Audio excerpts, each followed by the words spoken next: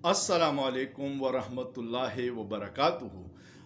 कल का दिन बड़ा अजीब था, बड़ा हैरान कुन था बहुत सारे लोगों के लिए, जिसमें ख़ुसूसी तौर पर पीडीएम की जमातें शामिल हैं, जिनको लगता है कि उनका खेल ख़त्म हो गया, बल्कि बहुत बुरी तरह वो फंस गए हैं।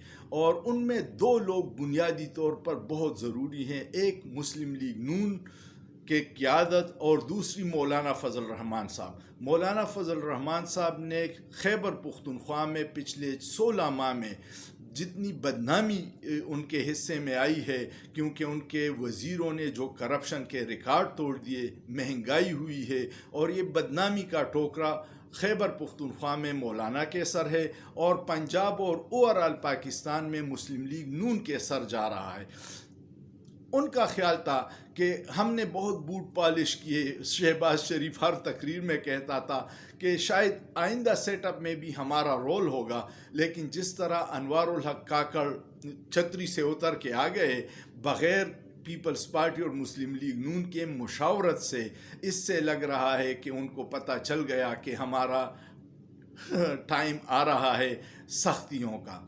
मियाँ नवाज़ शरीफ साहब जो वापसी का मुस्लिम लीग नून बार बार कहती थी कि वो आएंगे और फ़लाँ तारीख़ को आएंगे और फ़लाँ को आएंगे, और वो जब आएंगे तो तारीख़ी इस्तकबाल होगा और ख़मीनी की तरह आएगा, उसका भी बिल्कुल काम ठप हो गया। शाहज़ेब खानज़ादा के प्रोग्राम में ख्वाजा आसिफ ने कहा, जब तक ज़ीरो रिस्क नहीं होगा हम मियाँ साहब को वापस बुलाने का नहीं सोच सकते। ये क्यों हुआ? ये इसलिए हुआ कि पीडीएम की जमातों ने सहूलतकारी के बाद हुकूमत तो छीन ली इमरान खान से, लेकिन उनकी नाअहली का जो सारा बोझ था वो इस्टेब्लिशमेंट पे पड़ गया, और अवाम ये समझने लगी कि पीडीएम को मुसल्लत इस्टेब्लिशमेंट ने किया है, तो ये जो नाअहली है या अवाम पे जो मुश्किलात हैं, इनके ज़िम्मेदार इस्टेब्लिशमेंट है। माजरत। इसलिए इस्टेब्लिशमेंट ने भी सोचा कि अगर इन सेटअप का तसलसल रखेंगे या दोबारा इनको मुसल्लत करेंगे, तो अवाम और इस्टेब्लिशमेंट में जो दूरी है वो बढ़ जाएगी। इसलिए कोई ऐसे नए चेहरे तलाश किए जाएं जिन पे अभी इतना करप्शन का इल्ज़ाम न हो और आवाम के लिए नए हों, क्योंकि इन चेहरों से उनके रोज़ाना 30-30 प्रेस कॉन्फ्रेंसेस से लोग उकता चुके थे, बल्कि गालियां देते थे, अक्सर तो टीवी बंद कर देते थे।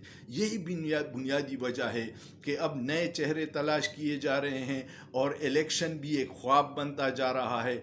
इसी असम्बली ने निगरान सेटअप को इतना ताकतवर बना दिया कि जो मुंतखब वज़ीर आज़म के इख्तियारात थे वो सारे इन दोनों पार्टियों ने अपनी नाअहली, अपनी करप्शन छुपाने के लिए इस पार्लियामेंट के ज़रिए निगरान हुकूमत को दबाव में आके दे दिए, जिससे अब लगता है कि इलेक्शन 90 दिन में होना एक ख्वाब होगा और आवाम की मुश्किलात में कोई कमी नहीं आएगी। उसकी बुनियादी वजह यह है कि इकॉनमी इस हुकूमत ने तबाह कर दी, रेमिटेंसेस में कमी आई है, एक्सपोर्ट्स बैठ गई है, इंडस्ट्री आपकी ग्रोथ ख़त्म है, जीडीपी माइनस में चली गई है, अब 2 करोड़ लोग बेरोज़गार हो गए हैं, 40,000 लोग रोज़ाना पासपोर्ट बना के मुल्क से भागने का सोच रहे हैं।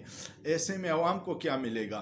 पहले तजुर्बाकारों का तजुर्बा देख लिया था, जब हुकूमत इमरान खान की थी, कुछ ट्रैक पे आ गई थी, तो यकायक उस सब कुछ लपेट दिया गया और ये बदनामी का ठोकरा पीडीएम के सर पे रख दिया गया। अब ये हो रहा है कि नया सेटअप आएगा। उनका ख्याल था कि निगरान काबीना में जिस तरह खैबर पुख्तनख्वा में हर पार्टी से 3-3 वज़ीर लिए थे, हमें भी एकामोडेट किया जाएगा। लेकिन एकामोडेट करना तो दूर की बात, निगरान वज़ीर आज़म के हलफ बर्दारी में किसी को नहीं बुलाया था। न मौलाना थे, न मरियम थी, न बिलावल था, न कोई विफाकी वज़रा में कोई शख्स था। तो ये इस बात की अलामत है कि इस्टेब्लिशमेंट को भी पता चल गया कि अवाम और हमारी जो दूरी है वो पीडीएम के नाअहल टोले को मुसल्लत करने की वजह से है और अवाम के गिले बजा हैं, क्योंकि जो महंगाई और बेरोज़गारी का तूफ़ान आया है, इससे लोगों का जीना मुश्किल हो गया है।